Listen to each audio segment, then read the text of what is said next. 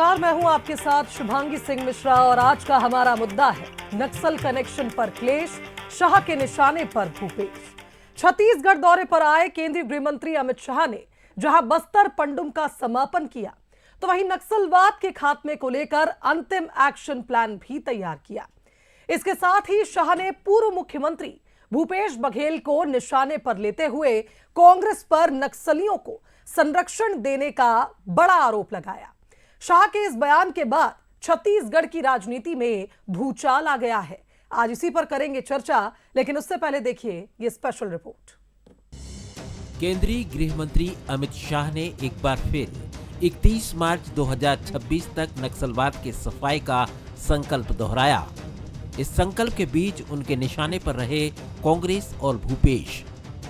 अमित शाह ने कहा कि 2018 से 2023 तक छत्तीसगढ़ में कांग्रेस की सरकार रही। इस दौरान नक्सली घटनाएं हुई, जवान शहीद हुए, लेकिन नक्सलवाद के खिलाफ निर्णायक लड़ाई नहीं दिखी। 3 दिवसीय दौरे के दौरान शाह की अध्यक्षता में LWE की हाई लेवल बैठक हुई, जिसमें 50 दिनों की रणनीति तैयार की गई। इसी दौरान शाह ने जहां पूर्व सीएम डॉक्टर रमन सिंह की तारीफ की, वहीं कांग्रेस के पूर्व सीएम भूपेश बघेल पर नक्सलवाद को संरक्षण देने का गंभीर आरोप लगाया। इससे पहले जेपी नड्डा ने भी कांग्रेस पर इसी तरह के आरोप लगाए थे। रमन सिंह जी ने जितना होना था वो किया, बहुत अच्छा परफॉर्म किया और उसी वक्त बीमारू राज्य से छत्तीसगढ़ को बाहर निकालने का काम डॉक्टर रमन सिंह ने करा। उसके बाद 5 साल कांग्रेस की सरकार आई। छत्तीसगढ़ की जनता को घपले, घोटाले और भ्रष्टाचार का परिचय कराने का काम कांग्रेस की भूपेश बघेल की सरकार ने की। मैंने झीरम घाटी की घटना देखी है। आज मैं बड़े जिम्मेवारी के साथ कहना चाहता हूं, झीरम घाटी की घटना की जानकारी और अंदर की खबर कोई और नहीं दे रहा था। उनके बीच के लोग ही अपने लोगों को मरवाने के लिए लगे हुए थे और नक्सलवाद से संपर्क कर रहे थे। जब रक्षक ही भक्षक बन जाएगा तो छत्तीसगढ़ की आम जनता का होगा क्या?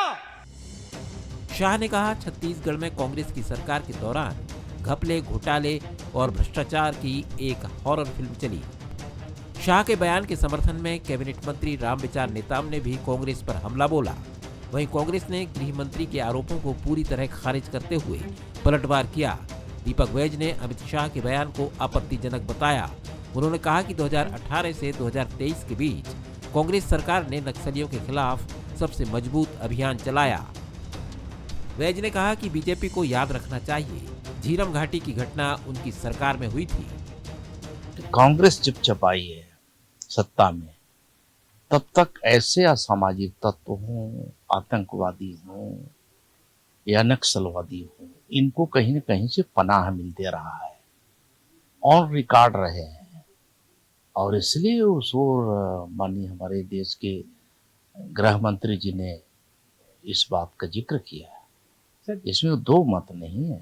देखिए, जिस तरह से एक गृह मंत्री अमित शाह जी का बयान है, वो बेहद ही आपत्तिजनक बयान है। भारतीय जनता पार्टी की सरकार में ही झीरम घाटी घटना घटी, नेता और जवान सहित लगभग 32 लोगों की मौत हुई।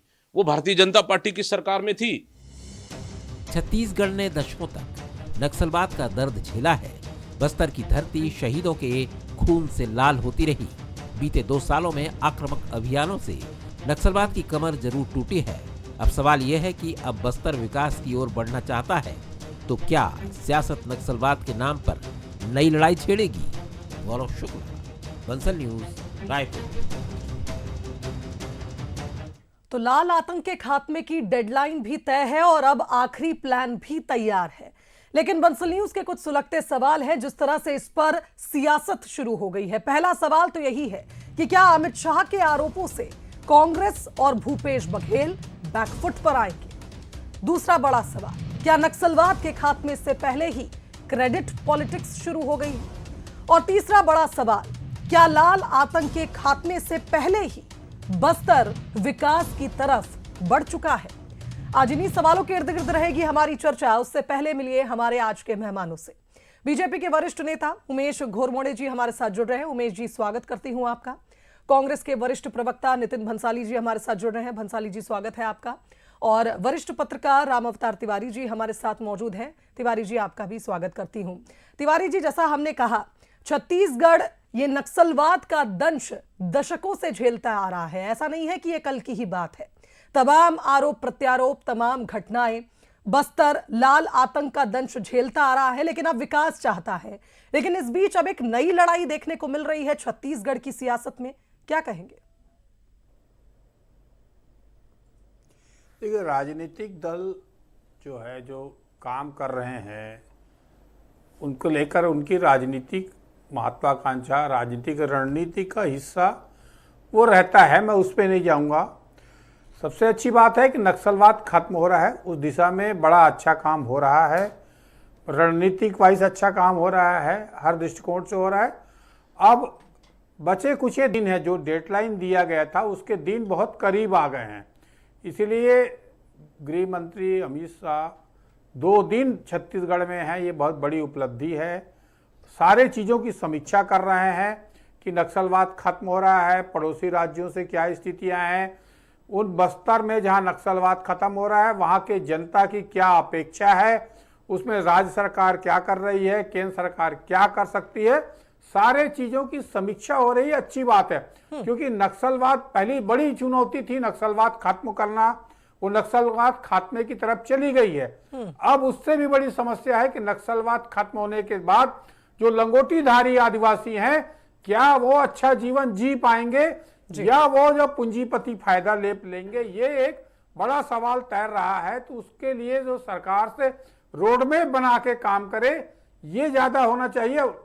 राजनीति भी हो, सत्ता में आने के लिए राजनीति जरूरी है, आरोप प्रत्यारोप जरूरी है, तथ्यों की छेड़छाड़ हो रही है नहीं हो रही है, सारे बात की बात है। अभी जो है छत्तीसगढ़ के लिए बड़ा खुशी की बात है कि बस्तर के आदिवासियों का कार्यक्रम में राष्ट्रपति जी आई, गृह मंत्री जी आए, वहां की समस्याओं को समझ रहे हैं। प्रशासन इसके कारण तवज्जो देगा, प्रशासन उस दिशा में काम करेगा और राष्ट्रीय जो नेतृत्व है उसका पूरा ध्यान बस्तर पे है। जो बस्तर विकास से अछूता था, वहां 3 दिन पहले मोदी जी ने बस्तर के खेल का जो प्रशंसा की, पूरे देश भर में बस्तर की चर्चा हुई। राष्ट्रपति जी आई, पूरे राष्ट्रपति जी ने बस्तर की चर्चा हुई, गृह मंत्री जी हैं बस्तर में। तो एक बस्तर जो आदिवासी जो जरूरतमंद है, वास्तविक जरूरतमंद है, जो सदियों से जो बेचारे लोग पीड़ित हैं और अच्छे लोग हैं, सज्जन लोग हैं, कभी नक्सलियों ने, कभी व्यापारियों ने, कभी अधिकारियों ने इनका बेहद शोषण किया। अब उस इलाके में विकास की धारा बह सकती है, एक संभावना व्यक्त की जा रही है। तो ये सुखद अवसर है। ये बिल्कुल सही कहा आपने, सुखद अवसर है क्योंकि तस्वीर बदल रही है, विकास की रफ्तार तेज हो रही है उन इलाकों में जहां ये नामुमकिन सा लगता था। जब हम पिछले कुछ वर्षों में अगर देखें तो जिस तरह के हालात यहां थे, नक्सलवाद को लेकर जो एक स्ट्रैटेजी की जरूरत थी कि हम last nail in the coffin, वो स्ट्रैटेजी पर काम करें। निश्चित तौर पर अब डेडलाइन भी नजदीक है और लग रहा है कि एक बेहतर परिणाम भी इस डेडलाइन से पहले मिलेगा। लेकिन भंसाली जी, इस बीच अमित शाह आते हैं, स्ट्रैटेजी पे बात करते हैं, लेकिन कांग्रेस पर भी कुछ आरोप लगाते हैं। पहला रिएक्शन आपका इसी पर चाहूंगी। जो आरोप लगे हैं भूपेश बघेल सरकार पर, क्या कहना चाहेंगे? अमित भाई शाह इस देश के विद्वान गृह मंत्री हैं, छत्तीसगढ़ आए, उनका स्वागत है। पर छत्तीसगढ़ आकर नक्सलवाद के नाम पर वो जो ओछी राजनीति कर रहे हैं वो ना करें। मैं आपको बता दूं कि यही अमित भाई शाह जो हैं, मेरे पास तो तथ्य हैं, मैं तो तथ्यों पे बात करूंगा। इन्हीं अमित भाई शाह ने, मैं आपको बता दूं, 5 अप्रैल 2021 को मीडिया में बयान दिया था कि छत्तीसगढ़ में नक्सलवाद के खात्मे के खिलाफ बहुत अच्छी लड़ाई लड़ी जा रही है कांग्रेस के शासनकाल में और 80% नक्सली मामलों में कमी आई है। यहाँ पे मैं नहीं रुकूंगा। केंद्रीय गृह राज्य मंत्री जो है आपके नित्यानंद रॉय, इन्होंने 2022 में इन्होंने लोकसभा की कार्रवाई में ये बताया कि छत्तीसगढ़ में नक्सली हिंसा में कमी आई है और छत्तीसगढ़ में नक्सलवाद के खिलाफ जो है सरकार बहुत बेहतरीन काम कर रही है। साथ ही मैं बता दूं, मध्य प्रदेश में एक मीटिंग आयोजित की गई थी सेंट्रल जोनल काउंसिल की, उस मीटिंग का भी मेरे पास आपके लोकप्रिय समाचार पत्र की ये कटिंग है। इसमें भी अमित भाई शाह ने ये क्लियर कहा कि छत्तीसगढ़ बहुत अच्छा काम कर रहा है नक्सलवाद के खिलाफ, और शाह ने नक्सलवाद पर कहा कि छत्तीसगढ़ ने अच्छा काम किया, यह कंट्रोल में, डेवलपमेंट ने, छत्तीसगढ़ के डेवलपमेंट ने इसको रोका। सर्वाधिक जो है अच्छा काम छत्तीसगढ़ में हुआ है। बीमारू राज्य था जो कि अब विकास की ओर अग्रसर है। मैं आपको बता दूं, छत्तीसगढ़ की भूपेश बघेल जी की कांग्रेस की सरकार में ही 600 से अधिक गांव नक्सल मुक्त हुए, 150 से अधिक सुरक्षा बलों के कैंप हमने खोले, और मैं आपको बता दूं 90% घोर नक्सली इलाकों तक के हमारे ही शासनकाल में फोर्स पहुंच चुकी थी। 80%, चूंकि देश के विद्वान गृह मंत्री जी ने खुद कहा है कि 80% नक्सली मामलों में, घटनाओं में कमी आ चुकी है, छत्तीसगढ़ डेवलपमेंट की ओर है। और एक बात सुन लीजिए आप कि आरपीएफ के डीजीपी ने भी इन गृह मंत्री जी के उपस्थिति में कहा था कि छत्तीसगढ़ में नक्सलवाद बैकअप की ओर है। 300 से ज्यादा स्कूल खोले। माली जी, आप कुछ कह रहे थे, इस बीच एक छोटा सा सप्लीमेंट सवाल है मेरा। आपने तमाम जो आंकड़े हैं, जो आप न्यूज़पेपर की कटिंग्स भी बता रहे थे, बताई, तो क्या मैं इस बात को अब इस ओर मोड़ूं कि ये क्रेडिट पॉलिटिक्स है? कांग्रेस चाहती है क्रेडिट लेना, जिस तरह के अब प्रभावी रिजल्ट दिख रहे हैं नक्सलवाद के खात्मे में? भाई, क्रेडिट वाली बात ही नहीं है। ये छत्तीसगढ़ में आकर केंद्रीय गृह मंत्री अमित भाई शाह ने खुद तारीफ की है और कहा है कि 80% नक्सली मामलों में कमी आ चुकी है। और जो सीआरपीएफ के डीजीपी हैं, और इन्होंने भी कहा कि नक्सलवाद छत्तीसगढ़ में पैकअप की ओर है। ये कब कहा? जब कांग्रेस की सरकार थी, भूपेश बघेल जी यहां पर मुख्यमंत्री थे, और अमित शाह जी की उपस्थिति में कहा।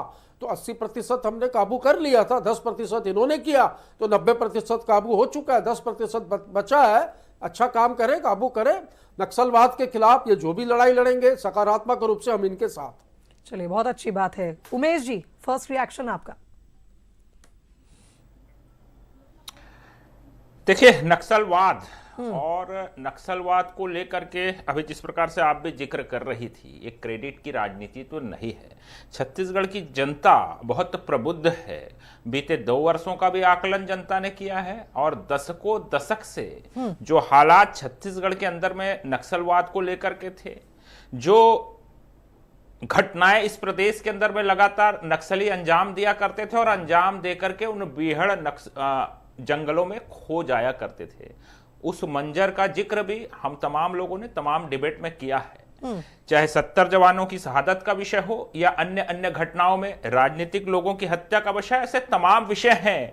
लेकिन आज क्रेडिट की पॉलिटिक्स, लेकिन ये क्रेडिट की पॉलिटिक्स करने वाले ये भूल जाते हैं कि 60-65 के दशक से इस देश के अंदर में जब नक्सलवाद पांव पसार रहा था, ये केवल छत्तीसगढ़ की बात नहीं है, पूरे देश के अंदर में, अन्य जिलों के अंदर में, अन्य प्रदेशों के अंदर में जब नक्सलवाद अपनी जड़ें जमा रहा था, तब से लेकर 2014 के पहले तक लगभग 95% समय में कांग्रेस की सरकार इस देश के अंदर में रही, और अन्य राज्यों के अंदर में भी कांग्रेस की सरकार रही। अगर मैं छत्तीसगढ़ के बस्तर का ही जिक्र कर लूं, तो इस मध्य प्रदेश और छत्तीसगढ़ के संयुक्त बस्तर के अंदर में भी सर्वाधिक समय तक अगर किसी की सरकार रही तो कांग्रेस की सरकार रही। और पूरे देश के परिप्रेक्ष्य में अगर मैं खाली बस्तर की बात करूं, तो विकास के मामलों में उस 80 के दशक में भी बस्तर अन्य पिछड़ों जिलों से भी कहीं आगे था। लेकिन बस्तर को पीछे ढकेलने का अगर किसी को श्रेय जाता है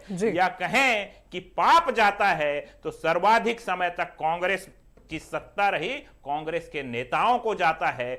मध्य प्रदेश की समय की अगर मैं बात करूं, तो उस समय बस्तर की हालत यह थी कि हैजा से, पेचिस से, मलेरिया से, बुखार से सैकड़ों लोगों की मौत हो जाया करती थी। और उस 80-90 के दशक के अंदर में जब भोपाल के अंदर में खबर छपती थी, तो उसकी सुध लेने की फिक्र कांग्रेस की सरकार के समय नहीं थी। वहां से लेकर के जब राज्य अलग हुआ, छत्तीसगढ़ राज्य का गठन हुआ, श्रद्धेय अटल बिहारी वाजपेयी जी ने छत्तीसगढ़ राज्य बनाया, तब से अगर छत्तीसगढ़ के उस बस्तर जैसे सुदूर क्षेत्र की बात करें, तो वहां पर नमक के साथ, नमक और नून खाने को आदिवासी मजबूर थे। वहां से पीडीएस सिस्टम सिस्टम के विकास को आगे बढ़ाने से लेकर के बेहतर स्वास्थ्य सुविधा को आगे बढ़ाने से लेकर के नक्सलवाद के खिलाफ मजबूत लड़ाई लड़ने का काम रेशियो भी दे रहे हैं। बंसाली जी ने कहा 80% काम उनकी सरकार ने कर दिया था, और अब जो प्रभावी नतीजे आपके सामने हैं ये आपके 10% प्रयास के हैं, इस पर भी बताइएगा।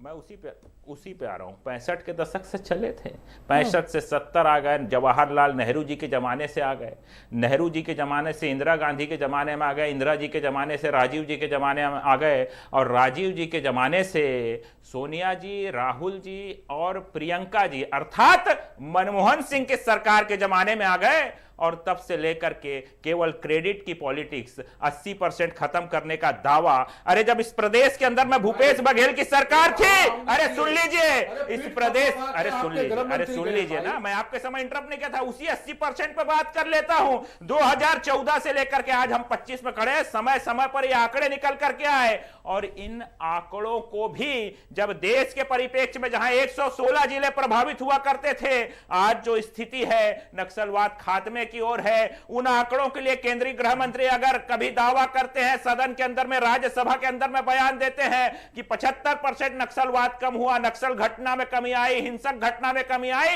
इन तमाम दावों को अपनी सरकारों के मतलब के हिसाब से कांग्रेस के नेता समय समय पर जोड़ते और बयान देते देखे गए हैं। लेकिन कांग्रेस के नेता यह नहीं बताएंगे कि दिग्विजय सिंह जी हिडमा की मौत पर उसके समर्थन में क्यों बयान देते हैं, ये नहीं बताएंगे कि कांग्रेस के कार्यकर्ता, यूथ कांग्रेस के कार्यकर्ता, चलिए ठीक है, भंसाली जी जवाब देंगे इसका। क्यों करते बिल्कुल हैं, उमेश जी, और ऐसे तमाम बयान नक्सल के समर्थन में कांग्रेस के नेताओं के निकल कर, चलिए जवाब ले लेते हैं भंसाली जी से। कांग्रेस के लोग कुछ नहीं बोलेंगे, ये केवल क्रेडिट की राजनीति करना चाहते हैं। हो गया, भाषण खत्म हो गया। कहिए भंसाली जी। ये कोई जनसभा नहीं है, टीवी डिबेट है, बहुत कम समय होता है बोलने का। डॉक्टर रमन सिंह जी की बात की इन्होंने कि डॉक्टर रमन सिंह जी मुख्यमंत्री रहे, श्रद्धेय अटल बिहारी वाजपेयी जी ने छत्तीसगढ़ राज्य का गठन किया, बहुत अच्छी बात है। 2003 में शुभांगी जी, ये 4 ब्लॉक तक था नक्सलवाद, ये डॉक्टर रमन सिंह जी की सरकार थी, 15 साल जो 14 जिलों तक आ गया ये नक्सलवाद। खुद मंत्री का जो गृह जिला था कवर्धा, वहां तक नक्सली आ गए, नक्सली धमतरी तक आ गए, नक्सली नगरी तक आ गए, नक्सली रायपुर तक में पकड़ा है इनके 15 वर्षों के शासन काल में। और हमने नियंत्रण का काम किया। इनके गृह मंत्री, चलो गृह मंत्री सबके हैं, हमारे भी थे, तब भी थे, अभी भी हैं, उन्होंने ही कहा कि भाई 80% नक्सली मामलों में कमी आई है, और मुख्यमंत्री जी जो थे भूपेश बघेल जी, उनकी पीठ थपथपाई इस अच्छे काम के लिए। तो आज ये स्टेटमेंट बदल क्यों जा रहा है? तो ये राजनीति ही है ना। और एक बहुत अच्छी बात बोल दूं, अमित भाई साहब बस्तर में है, मेरे विद्वान प्रवक्ता बहुत अच्छा बोल रहे थे, ये खबर पहुंचा दो कि दंतेवाड़ा में राशन दुकानों में चावल नहीं है, और बिना चावल के चावल उत्सव मनाया जा रहा है वहां पर। यह है बस्तर का विकास। तो आगे आगे देखिए होता है क्या, इब्तिदा है इश्क में रोता है क्या, आगे आगे देख होता है क्या वाली स्थिति है। तो कब ये नक्सलवाद जो 10% बचा है, मैं तो दुआ करता हूं जल्दी खत्म हो जाए ये नक्सलवाद वहां से।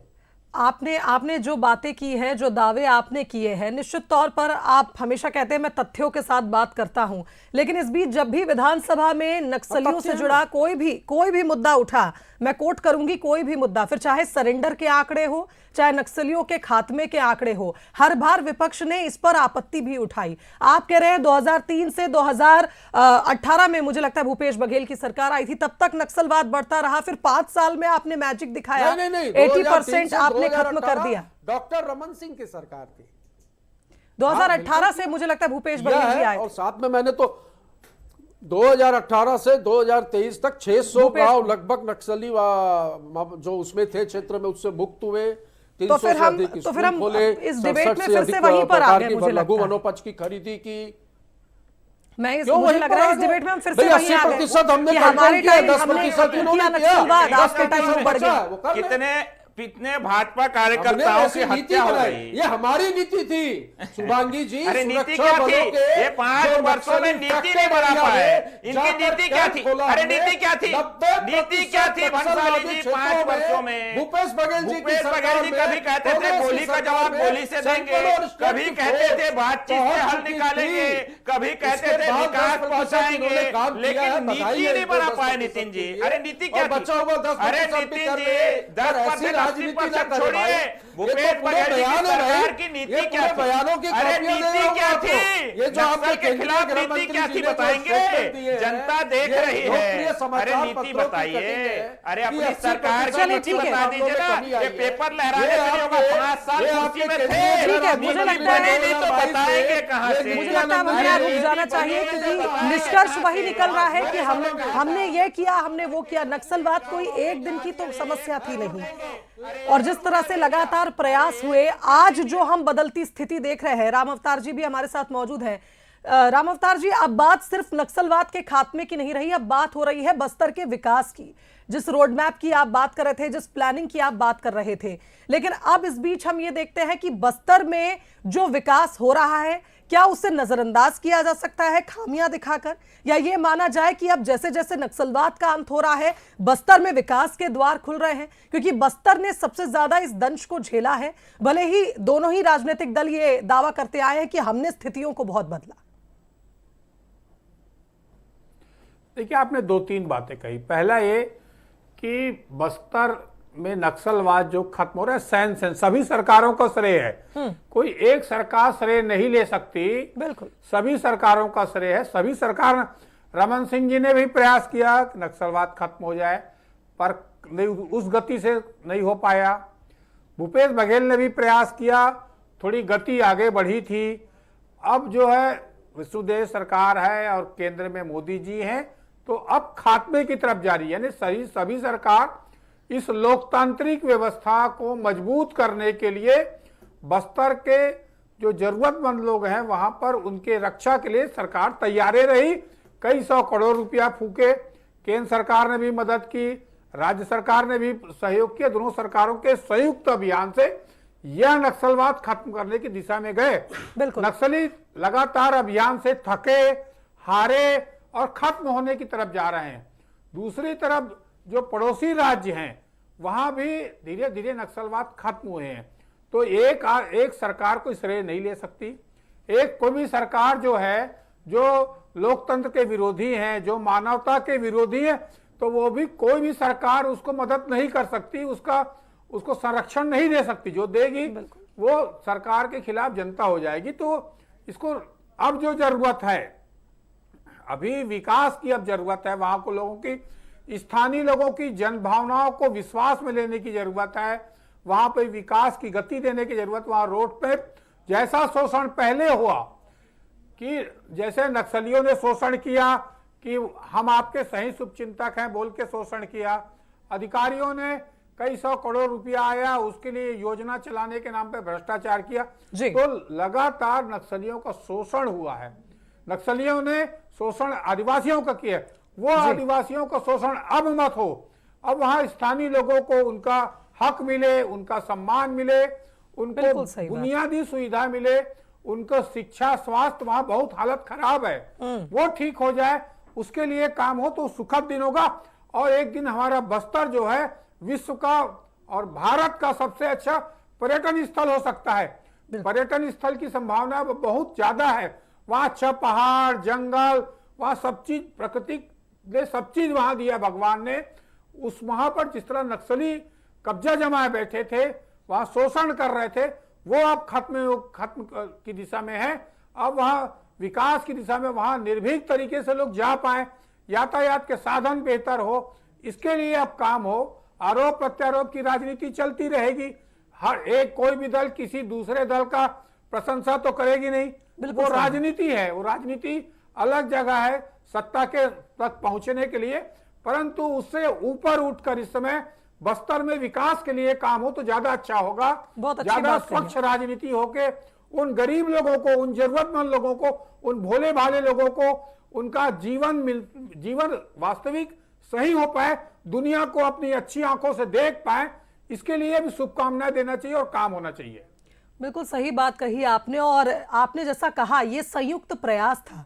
छत्तीसगढ़ 25 साल का हो गया है, अलग अलग सरकारें आई, सभी ने प्रयास किए, क्योंकि नक्सलवाद वो लड़ाई है जिसके खिलाफ पूरी मानवता है। और ऐसे में अब नक्सलियों का खात्मा चूंकि हो रहा है, तो अब वो वक्त आ गया है जब सभी साथ मिलकर बस्तर को संवारे, उसे निखारें। जो लाल आतंक का दंश उस बस्तर ने झेला है, उसे उससे मुक्त करने की कगार पर तो हम आ गए, लेकिन उसे हम सजाएंगे कैसे, उसका विकास हम कैसे करेंगे, इस पर विपक्ष को भी सरकार को निश्चित तौर पर बताना चाहिए, सुझाव देना चाहिए। और इस तरह की जो राजनीति, आपने सही कहा, राजनीति में ये आरोप प्रत्यारोप तो चलते रहेंगे, लेकिन नक्सलियों के खिलाफ जब सभी हैं तो निश्चित तौर पर अब बस्तर के बारे में सोचने का वक्त आ गया है। आप तीनों मेहमानों का मैं शुक्रिया अदा करना चाहूंगी इस डिबेट में। अब वक्त की कमी है मेरे पास, आप तीनों हमारे साथ जुड़े, एक सार्थक चर्चा हमारी हुई। इसी के साथ आज का मुद्दा में फिलहाल इतना ही, मुझे दीजिए इजाजत, देखते रहिए बंसल न्यूज। नमस्कार।